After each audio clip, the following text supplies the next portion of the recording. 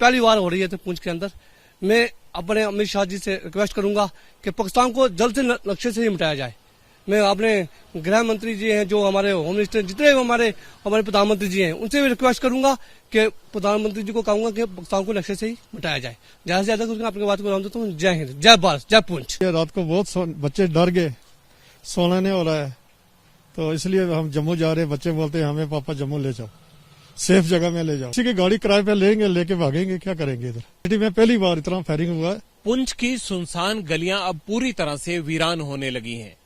पाकिस्तान की तरफ से पूरी रात हुई शेलिंग के बाद जो थोड़े बहुत लोग पुंछ में अपने घर की देखभाल के लिए रुके हुए थे, अब वो भी यहां से निकल रहे हैं। खासकर महिलाओं और बच्चों को लेकर कोई भी रिस्क नहीं लेना चाहता, इसलिए सभी लोगों ने ये फैसला किया है।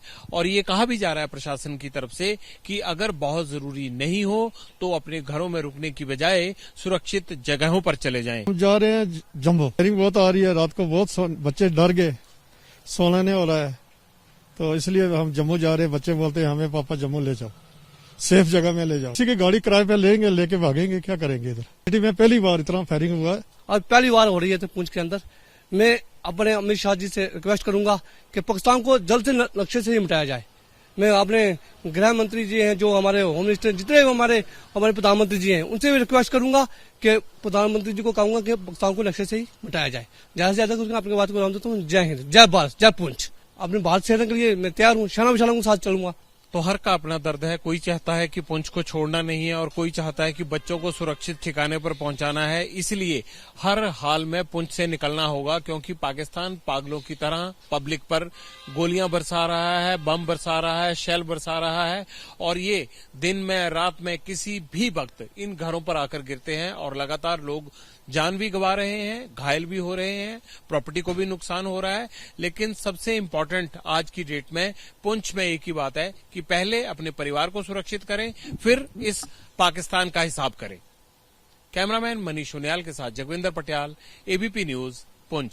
পাকিস্তানে ড্রোন হামলা ক্রমাগত চলছে, যার প্রত্যুত্তর দিচ্ছে ভারত। কিন্তু পাকিস্তানের বরাবরই টার্গেট হচ্ছে নিরীহ নিরস্ত্র সাধারণ ভারতবাসী। তাদের কিন্তু আগাম প্রশাসনের তরফ থেকে সতর্ক করা হয়েছে, জম্মু কাশ্মীর সহ বিভিন্ন যে উত্তর পশ্চিমের জেলাগুলো রয়েছে সেখানে যাতে মানুষজন একেবারে নিরাপদে ঘরে চলে যান। যে অংশে উড়ির যে অংশ সব থেকে বেশি ক্ষতিগ্রস্ত হয়েছে, তোমার মনে থাকবে যে আমরা উড়িতে গিয়ে উড়িতে কিভাবে গ্রামে গ্রামে বাংকার তৈরি করা হয়েছিল আজ থেকে 2 বছর আগে। 2 বছর আগে প্রত্যেক গ্রাম পিছু গড়ে 2 থেকে 3টে একেবারে কংক্রিটের বাংকার বানানো হয়েছিল, যে বাংকারগুলিতে সাধারণ মানুষকে এই আপৎকালীন পরিস্থিতিতে রাখার কথা ভাবা হয়েছিল। সেই সমস্ত বাংকার স্থানীয় মানুষজন প্রায় 7-10 দিন আগে পরিষ্কার পরিচ্ছন্ন করে রেখেছিলেন যাতে আপৎকালীন পরিস্থিতিতে আশ্রয় নেওয়া যায়। কিন্তু গ্রামের যে বাড়িঘরগুলি রয়েছে, স্বাভাবিকভাবেই মানুষের একটা প্রবণতা থাকে যে যতই বিপদ আসুক যে তারা বাড়ি ছেড়ে যাবেন না। সেই কারণেই কিন্তু এই প্রাণহানি। তার কারণ প্রশাসনের থেকে তাদেরকে নামিয়ে আনা হয়েছে নিরাপদ জায়গায়।